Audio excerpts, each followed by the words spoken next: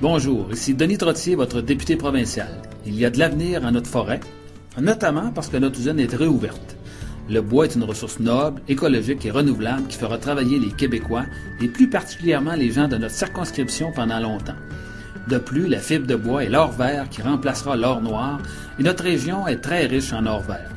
Nul doute qu'il y a de l'avenir pour nous et nos enfants dans cette industrie si nous travaillons ensemble et nous innovons. La terre a tremblé hier. Il y a eu un coup de tonnerre hier lorsqu'on a appris la méga transaction entre les Blue Jays de Toronto et les Marlins de la Floride. Une transaction qui implique 10 joueurs et c'est pas les derniers venus. S'en vont à Toronto. On parle de Josh Johnson et Mark Burley, deux lanceurs, un droitier, un gaucher.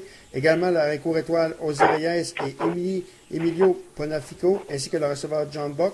En retour, les Blue Jays qui cèdent Lionel Escobar, Adenis Echeverria, Edison Alvarez et les espoirs Justin Nicoloto et Jacob Marisnik. Et pour en parler, on rejoint le collaborateur baseball, il est de TVA Sport et il décrit les matchs des Blue Jays à TVA Sport.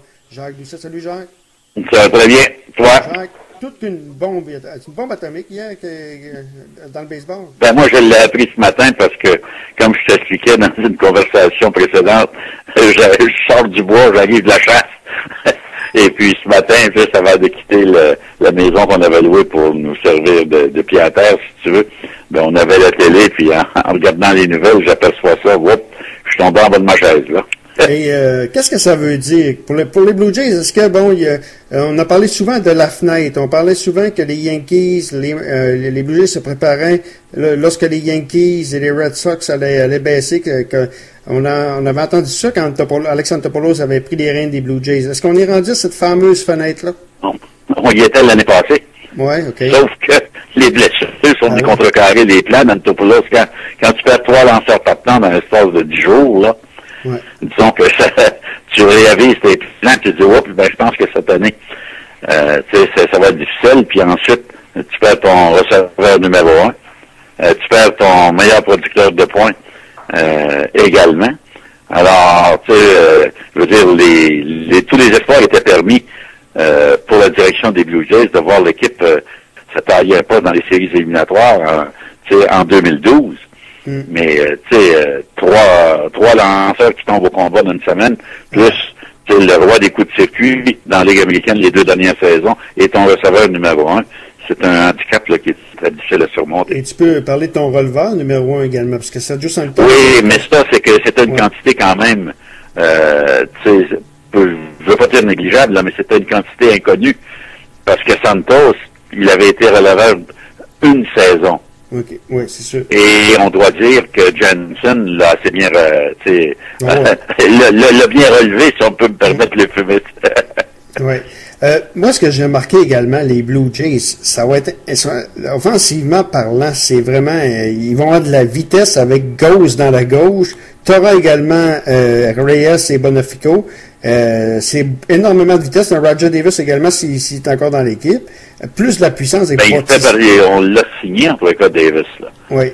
Plus Bautista. Mais, je veux dire, c'est que je pense qu'on va voir une formation dans la Ligue américaine qui va ressembler énormément à un club de la Ligue nationale au point de vue vitesse. Ouais. Parce que Reyes, je sais que, écoute, c'est pas le client le plus commode à manœuvrer, là. Mais tu sais, c'est un gars qui a au-delà de 400 buts volés. Je veux dire, les Blue Jays vont avoir, puis il y a Bonifacio là qui est dans le portrait aussi. Oui. Tu sais, je veux dire, il en a volé une quarantaine, lui, en 60 parties l'année passée. Alors, tu sais, j'ai l'impression qu'on va voir un genre d'offensive totalement différent. Ça va être un genre totalement différent de ce qu'on a vu les dernières saisons. Et Bonafico et Reyes, t'avais pas de premier frappeur à Toronto. Brett Lawrie, je m'excuse, il a bien fait. Mais non, on va en avoir un, là, avec Reyes. Oui, c'est ça. Donc, le Reyes vient répondre à cette attente-là. Le premier frappeur, c'est exactement, parce qu'on a essayé toutes sortes de monde l'année passée comme premier frappeur, puis il n'y en a pas un vraiment qui avait le profil, tu sais, dont on se fait pour un frappeur de premier rang. Ça prend un gars qui va se rendre sur les buts avec au moins une fréquence de peu près 400. Et ça prend un gars qui est capable de voler des buts, qui n'hésite pas d'aller du premier au troisième sur une coup sûr au champ droit ou même, tu sais, à l'entre-champ si si on remarque que le voltigeur de l'équipe en défensive est un petit peu paresseux. Là. Ah, c'est clair. Reyes, par contre, ce qu'on dira pas, c'est un petit peu, il y a un hot dog un peu, hein. C'est un gars qui est hot dog un peu. Ah oui, ben ça, écoute, quand tu gagnes le championnat des frappeurs comme il l'a fait il y a 2 ans, puis que tu es un des meilleurs voleurs de but, tu peux être arrogant. Parce que tu es bon. Ce qui est intolérable, c'est quand tu essaies d'être arrogant, puis que tu ne peux pas justifier. C'est comme on dit, tu peux pas mettre, passer des paroles aux actes. Là. J'ai entendu une très bonne expression ce matin en m'en venant à la radio. Tu as dit souvent, là, passer des paroles aux actes. Mais après, j'avais entendu, il faut que les bottines suivent les babines. Ben, c'est sûr, c'est sûr. La rotation des lanceurs partant maintenant, va compter Johnson, qui est un excellent droitier, Mark Burley, qui était un des meilleurs lanceurs gauchers de la Ligue américaine au cours des dernières années. Romero doit se remplacer. Oui, et Morrow. Et on a bien aimé Hatch aussi l'année passée, qui a terminé la saison sur la liste des blessés. C'est un autre qui est tombé au combat. Alors, tu sais, si tu n'as pas aucun changement, puis que ces 5 gars-là font partie de la rotation des partants chez les Blue Jays, tu sais, ça va être une des rares équipes qui va avoir 3 gauchers et 2 droitiers. Effectivement. Donc, alors, non, tu sais, je veux dire, Antopoulos est passé des paroles aux actes, il l'avait dit en fin de saison. On va dépenser de l'argent, on va aller chercher des lanceurs qui vont nous permettre de rivaliser avec les meilleures équipes de notre division, puis il l'a fait. Okay. Il reste à trouver un gérant qui va pouvoir gérer tout ce bon personnel-là maintenant. Et là, j'y arrive justement à la question, parce que John Farrell n'est plus le gérant des Blue Jays, il est rendu avec les Red Sox de Boston. Je lisais l'autre fois je pense que sur Sportsnet, qu'il y avait des candidats. Matt Williams devait a été interviewé. On parlait également de Sandy Alomar, qui je pense que lui est l'agent de Terry Francona, je pense pas qu'il vienne de Toronto. Donc, oui, mais son frère est dans l'organisation des Blue Jays. Il ne faut pas oublier ça. Oui. Et tu as avancé Tim Warlock. Pardon? Tu as avancé le nom de Tim Warlock également, qui a été Ah ben oui, mais Warlock est sur la liste des candidats aussi. Alors, je sais que, évidemment, la direction des Blue Jays ne prendra pas une décision en fonction de gagner des partisans au Québec. Non, c'est sûr. Mais si on juge que Tim Warlock est le candidat voulu pour diriger cette nouvelle équipe-là, j'imagine qu'il y a un regain de popularité énorme pour les Blue Jays chez les amateurs de baseball du Québec. OK. J'écoutais tantôt au FM 93 à Québec, il y avait une interrogation de l'animateur qui disait Alex Antopoulos commençait à sentir la soupe chaude, c'est pour ça qu'il a gamblé. Es-tu d'accord avec ça? Moi, je suis pas vraiment d'accord avec cette affirmation-là. Non, moi, je suis pas d'accord parce que, écoute, tu peux pas le blâmer des insuccès de l'équipe l'année passée avec toutes les blessures. Tu sais, je viens croire qu'on essaie toujours de jeter le blâme sur quelqu'un, mais je pense que c'est le mauvais sort qui a affligé les Blue Jays tout au long de la saison l'an dernier. Tu peux pas dire que le gars n'avait pas fait des bonnes acquisitions. Oui, je pense que, disons que Johnson au 2e but, ça n'a pas été les gros chars. Je pense que au premier but, on n'a pas solutionné le problème encore. Mais dans l'ensemble, tu sais, avec le talent qu'ils sont allés chercher, celui qu'ils avaient déjà à leur disposition, ben je pense qu'on va être obligé de considérer les Blue Jays comme des aspirants aux séries dans la saison prochaine. Oui, il reste quoi là maintenant à chercher? Toi, tu as parlé d'un premier but? Un premier but, oui. Oui. Après ça, tu sais, je veux dire, Istouris au 2e, je pense qu'il va remplacer Johnson plus qu'adéquatement en défensif, puis il va être retiré sur 3 prises beaucoup moins souvent, et il va améliorer l'aspect de vitesse aussi au sein de cette équipe-là.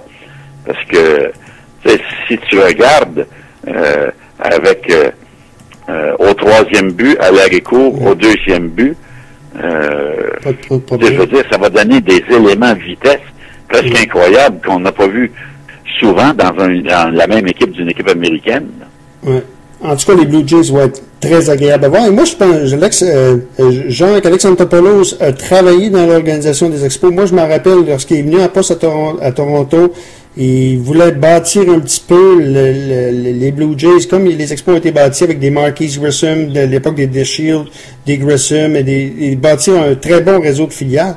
Ben écoute, il a cédé beaucoup de talent, là, mais du talent qui n'est pas prouvé encore. Ouais. Parce que, tu sais, Nicolino, à part de ça,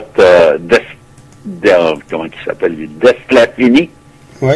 Tu sais, puis aussi, le jeune voltigeur Marisnik, là. Oui, et Echeverria. Lui, c'est le joueur que j'aimais beaucoup. Echeverria, oui, c'est parce qu'on l'a vu, lui. Ouais. Les autres, on ne les a jamais vus. Non. Alors, mais ils en ont tellement des bons lanceurs au niveau mineur qu'on pouvait se permettre de laisser passer plusieurs espoirs pour aller chercher des joueurs établis. Et c'est ce que Poulet a fait. Ouais, effectivement. Puis quand tu bâtis un bon réseau des filiales, tu peux soit le garder, puis quand la fenêtre s'ouvre, finalement, faire une transaction, puis c'est ça qu'Alexandre Topoulos a fait. Hey, Jean, je veux te parler en terminant de Pasquale Perez. On n'a pas eu le temps de s'en parler depuis qu'il est décédé. Moi, j'ai dit à fil de gagner, Pasquale Perez est probablement un des 10 joueurs les plus populaires de l'histoire de l'Expo. On parle de popularité, là. Tu t'ennuyais pas avec lui. Oui, mais tu sais, il n'a pas été là longtemps, mais je suis d'accord, pour le peu de temps qu'il a été à Montréal, surtout les 2 premières saisons, hein. Parce qu'écoute, le premier bout de saison qu'il a fait avec les Expos, à partir du mois d'août, il a été 7-0, avec une moyenne à 2,21, je pense, ou 2,31. Et puis, tu sais, la façon qu'il se comportait au monticule, Pasquale, c'est devenu rapidement un favori de la foule. Ouais. Mais malheureusement, tu sais, lors de sa dernière saison, dans la 2e tranche du calendrier, il avait repris ses mauvaises habitudes.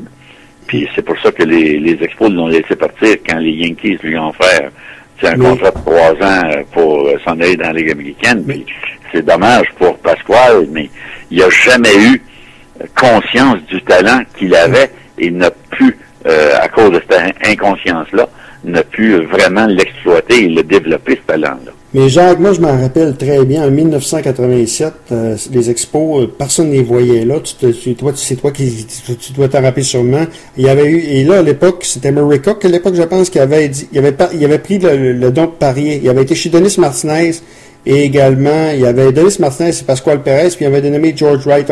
On n'était pas capable d'avoir des joueurs autonomes, puis il avait été chez ces 2 lanceurs-là. Puis c'est ces 2 lanceurs-là en 87 qui avaient fait en sorte qu'on était dans la course au championnat jusqu'à la fin, là. Mais tu sais, les Expos ont toujours la réputation d'être une équipe qui aimait donner une 2e chance à un joueur. Ouais. Tu sais, on sait que Pasquale avait eu des problèmes de poudre. Dans le cas de Denis Martinez, c'était l'alcool. Et après, ils ont été allés chercher des gars comme Otis Nixon, All-Can Board, non, tu sais, et ces gars-là, à part de Pasquale, la 2e tranche de la dernière saison qui a été ici, il n'y a jamais un gars qui est retombé dans ses mauvaises habitudes pendant qu'il était à Montréal. Ouais, parce que le personnel de soigneurs, avec Metlane puis Kozak, ces 2 bonhommes-là suivaient ces gars-là pas à pas comme des mères poules. Ouais. Puis c'était là où alors, on les suivait autant à Montréal qu'à l'étranger. Et ces gars-là respectaient les consignes, puis on allait aux réunions, soit des alcooliques anonymes ou des narcomanes anonymes partout à travers l'Amérique. Alors, on les suivait pas à pas, et ces bonhommes-là ont rendu de très fiers services aux Expos. Oui. Jacques, un gros merci, puis j'ai l'impression qu'on va s'en reparler assez prochainement. Il y a Josh Hamilton qui va normalement tomber joueur autonome. Tu penses que les Red Sox vont être dans le derby, Hamilton? Oh, je ne sais pas. Ils ont de l'argent dépensé en tous les cas parce qu'ils en ont tellement laissé partir lorsqu'ils ont fait la méga transaction avec les Dodgers que on va voir ce qui va se passer, mais je suis pas sûr si Hamilton veut vraiment quitter les Rangers du Texas. On verra bien. Oui. On s'en parle très bientôt. Voilà, OK, Danny. Bye bye. Jacques Doucet, collaborateur et descripteur des matchs des Jays à TVA Sport.